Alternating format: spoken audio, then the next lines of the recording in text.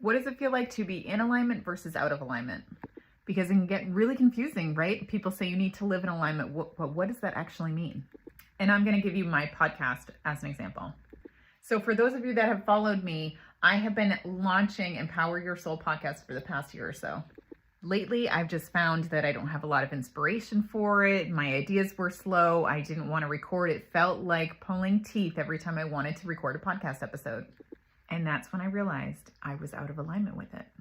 So I had to take a step back and realize what didn't feel good about the podcast. And what didn't feel good was me complaining, I know you don't see it that way, all the time about my life and my transitions. And I realized that I am through the worst of my transformation this year and that I have come out the other side someone entirely new.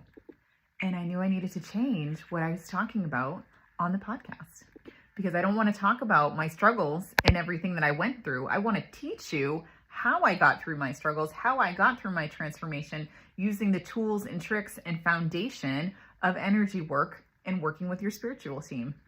So it naturally morphed from telling my story to teaching you how to create your own story. And what happened is that podcast feels so good to me. The inspiration is flowing. It's easy to record these podcast episodes, and I am naturally just waking up so excited to think and talk about another episode.